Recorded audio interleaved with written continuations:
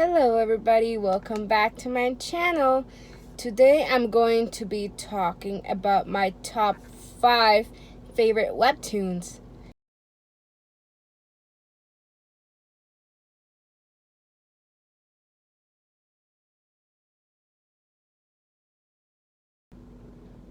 For those who don't know what Webtoon is a phone app where you can read webcomics. This was actually designed by an online platform from Korea called Naver.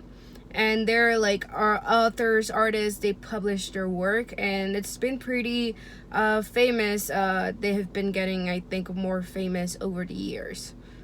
What you would have to do is just go to the App Store, either in your iPhone or in your Android phone, and write Webtoon, and it's going to appear. It actually has this symbol. This is the logo for Webtoon, and just download it, create an account, and you will be able to access a lot of web comics that are specific from that app.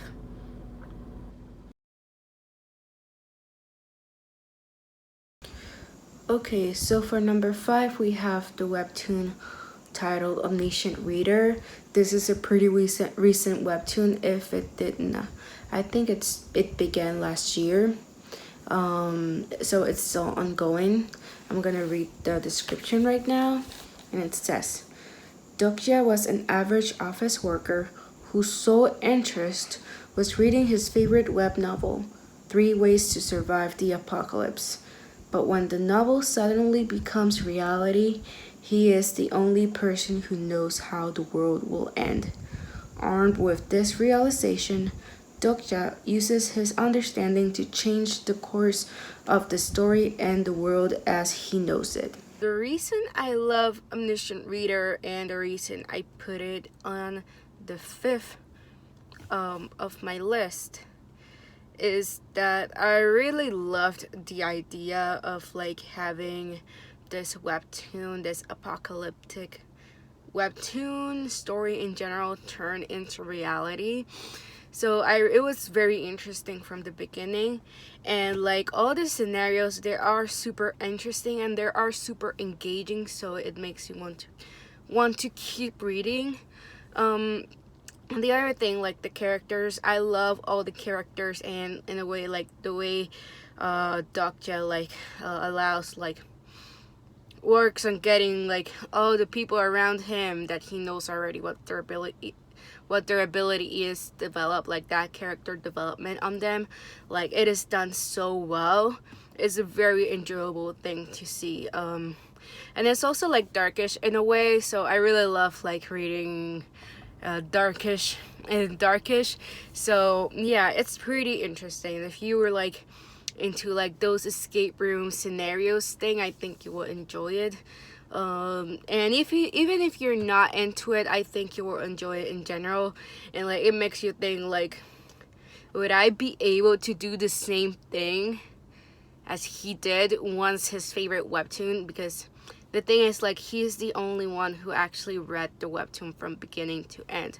So he is the only person who knows how the webtoon goes and everything. Nobody else knows about it as far as I read. So like if you also had the same scenario as Dokja, would you be able to do that same thing as him? So that is something like I actually asked myself while I've been reading this webtoon. So yeah, it's pretty enjoyable and I totally recommend it.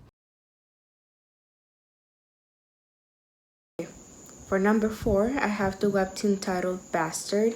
The writer for this webtoon is actually the same writer for a Netflix TV series called Sweet Home. It's a Korean one. Sweet Home is also a webtoon, so the TV series is based on the webtoon Sweet Home. And that writer, before writing Sweet Home, he wrote this webtoon titled Bastard.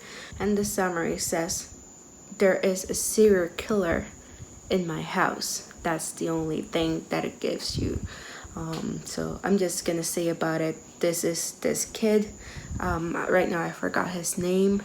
That his father is a serial killer. So this is more of a psychological thriller and horror genre. The reason why I put Bastard in the number 4 position, it's because I love a good psychological horror story. I think this is actually my first psychological horror story, so I can't say that I enjoy my good psychological horror story now thinking about it. But yeah, it's a very good. I can't say about psychological horror, but I can say I love a good psychological story, comic, movie, series in that aspect. But this does have like that dark aspect, more like psycho part.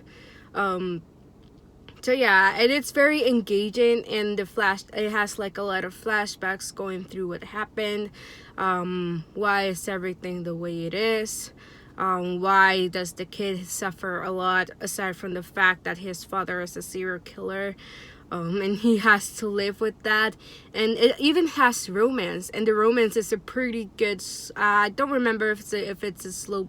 It's probably a slow burn romance, and it's pretty good, a very enjoyable one. And something very interesting is that the girl he ends up liking, she looks like the type that her father likes to kill. So that is another thing, and they do explain why he likes to kill like that type of woman.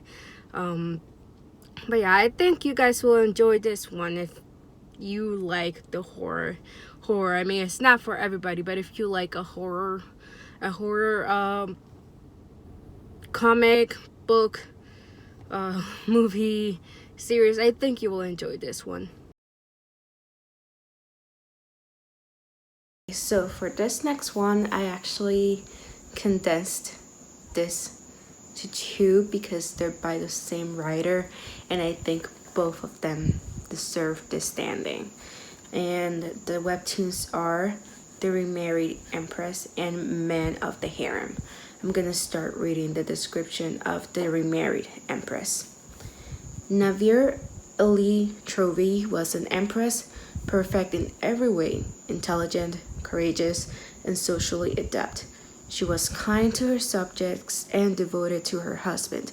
Navir was perfectly content to live the rest of her days as the wise empress of the Eastern Empire. That is, until her husband brought home a mistress and demanded a divorce. I accept this divorce, and I request an approval of my remarriage. But there is a shocking twist. That was the shocking twist. Sorry. Navir remarries another emperor and retains her title and childhood dream as empress. But just how did everything unfold? Currently, they just finished the first season, and pretty much like first episode, it's just this summary that I just read. Like, they're announcing the divorce, and she's saying like this twist, like, I'm marrying another emperor. And like after that like first episode, they just go like do a flashback of what happened before that and the things that were going on. For the second webtoon and this standing, The Man of the Harem, the summary is the following. Scorned by her lover and thrown into power after the mysterious assassination of her father, Latil must marry to secure her sovereignty of Harem. Instead of choosing one man to become her royal consort, she chooses 5 young men from all walks of life to join her harem. Will Latil ever solve her father's murder? And can she keep the peace in her harem? So pretty much this starts in a very similar way to The Remarried Empress, but it goes like faster, like that flashback. And like the first season, they do show what happens after she says like, I'm having 5 royal consorts. The reason why these 2 webtoons are in my number 3 category is the main characters. Both female characters are so badass. I say like it was an amazing female representation. If you read it, you're gonna enjoy that female representation. So I totally totally dig the feminism in those webtoons, and that is actually what made them number 3. I think it was very well done, and it's a very well written plot, and going like towards those flashback and how the writer is building up into a story. I think it's very well done, and it's very entertaining and very it's very good and very easy to follow around. So yeah, I definitely recommend this 2 webtoons by the same writer. For number 2, I have one webtoon that is actually pretty famous already, even between people that don't necessarily read webtoons or read books, and it's Lore Olympus. This is the Hades Persephone retelling. I'm gonna read the summary now. Witness what the gods do after dark. The friendships and the lies, the gossip and the wild parties, and of course, forbidden love. Because it turns out the gods aren't so different from us after all, especially when it comes to their problems. Stylish and immersive, this is one of mythology's greatest stories. The taking of Persephone, as it's never been told before. So yeah, I'm one of those people that loves a good Hades Persephone retelling, and this by far it's one of my most favorite retellings. The other one, honorable mention, is Hades Persephone Ficklets. It's also in Webtoons, but yeah, it's a very good retelling. It covers a lot. It covers some strong topics like trauma caused by abuse, of different types of abuse, but rather like the romance and the chemistry between not only Hades and Persephone but other of the gods and nymphs and Olympus as well. They're very good chemistry, the way that they're written. And like lately, like the end of this, they just finished a season if I'm not wrong, and the thing I have enjoyed the most recently is the development of the character of Persephone. Like, she went through such a maturity that it's so good, and I think in a way it's also worthy of admiring. So yeah, Lore Olympus webtoon, definitely a must read.